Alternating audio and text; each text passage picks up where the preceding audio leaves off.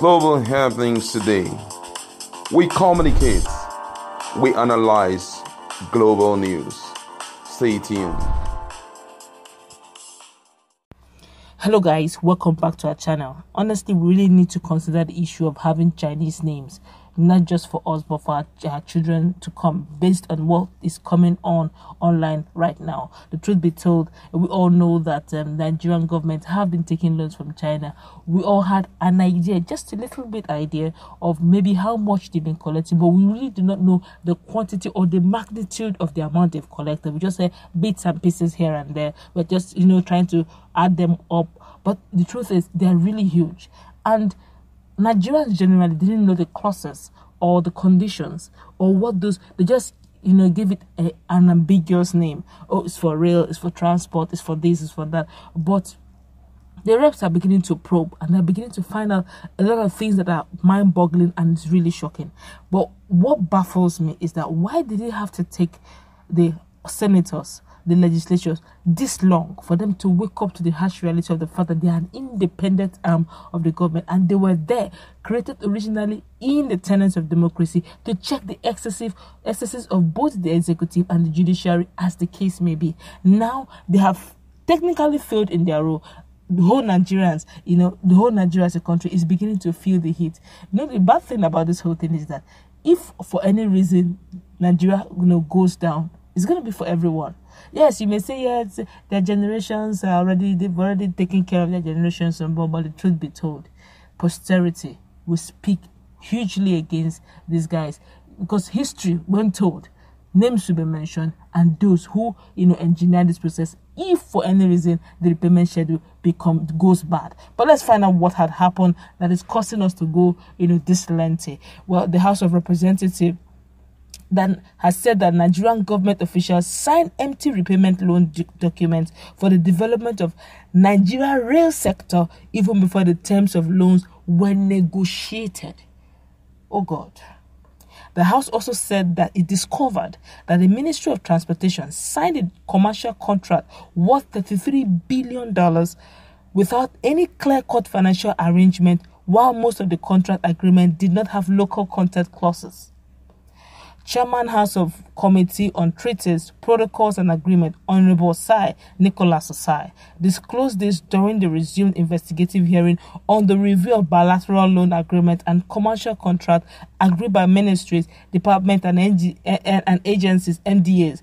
Also said that some of the loans collected by the government were signed even before the terms were also negotiated. But the Minister of Transportation, Rotimi Amechi, said there was such contract existing in the ministry, as the only contract was the $1.6 billion loan for the Lagos-Ibadan rail project signed by the Buhari government, and the about $800 million loan signed by the Jonathan government. He challenged the committee to furnish his ministry with details of the contract to enable them make necessary response. Honorable Sai, who frowned at the misconceptions and misgivings on the ongoing legislative scrutiny of various agreements, alleged that public officials responsible for the facility are only desperate to obtain the loan without proper scrutiny of the agreements. He said, "We have also noted comments on the fact that National Assembly approved these loans, so why turn around to probe it now? Well, I remember stating in our last meeting here that executive scrutiny and oversight by the legislature on government policies, programs and projects can be done at the beginning, during the implementation, and at the end of the implementation." So it's technically saying, please allow us to go get the loan, and you can do your scrutiny while we actually get the loan. Let's continue. He said, from our experience, the MDAs sign this commercial agreement in billions of dollars, then go to the President, Federal Executive Council for approval to execute, including securing loan facilities through Ministry of Finance and Debt Management Office, DMO, and then proceed to negotiate the terms of these loans before coming back to Mr. President, who then writes the National Assembly asking for approval for billions of dollars to do projects without attaching negotiated loan and commercial contract agreements details.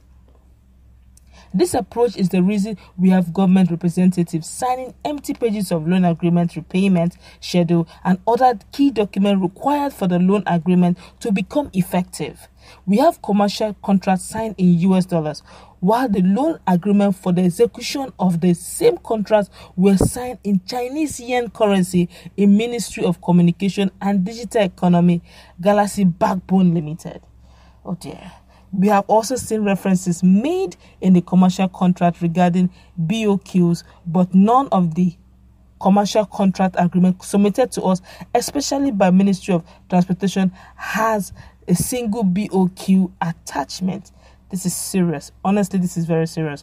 He said further, we have noticed from documents available to us that commercial contract process signed by Federal Ministry of Transport alone, within this is over $33 billion without any clear-cut financing arrangement. Most of these documents, most of this commercial contract agreement did not also have local content clauses, and we are witnessed by non-proper designated and authorized officials, which means it's free for all. Let's continue. There are observable issues relating to procurement process, evidences of 15% advance payment of a loan that they just gave to you, have not fully serviced, payment of management fee, drawdown process and remittance, and a whole lot of other matters, which we are strongly poised to ask questions on and hope to get honest answers that will fine-tune the current process, plan for possible negotiation of some of this government in order to serve Nigerians better. But the question is, why did we wait this long to begin to look at the negotiation process? I think, honestly, we need to wake up. Honestly, the three arms need to be working well. Let's forget about these cars that are given to judges. Judges, take the car and tell them thank you and still do your job, for crying out loud. Look, posterity will remember you in history. When did it all go down? We, the history learners, history students, we will remember, we won't forget. Please, for the sake of the children yet unborn, a lot of nationals, a lot of people in this country fought for the sovereignty of this nation. Can't we at least, for crying out loud, don't sell us again back to some sort of colony? For crying out loud. I'm not saying it's not possible. Of course, if these loans were collected with the sole aim of achieving that which is being collected, and a repayment plan has been made on how to get back these monies collected in billions of dollars. There are no ready schedule on how we're going to repay it. Is it that way? Some other people will be working. You can imagine if oil and gas, if Niger Delta are busy being churning out the life wire of the economy of Nigeria. So that means you must choke it with loan repayment schedule. If it is one of the clauses, if I don't know the clauses, because it's just recently really the Nigerians are beginning to hear of some of these things. Nigerians are questioning these Chinese loans we keep hearing. How we have bought how many rails, how many trains have entered. The Chinese are we're asking, how did you get those monies? How much did you get? What were the conditions? What were the clauses? All seemed fine and good until just fairly recently when the legislatures woke up to the harsh realities of the fact that they're actually an independent who are fully vested by law to scrutinize and also checkmate the other two arms of government. But that's how we're going to wrap it up. What's your take on this new development coming up, that these loans we're talking about are more loans actually coming out here that they took in the name of Nigeria, and they have no local content to it? It speaks doom. We all have heard what had happened to Zambia. I pray it doesn't happen to Nigeria. I'm not saying Nigeria does not have the capacity to repay.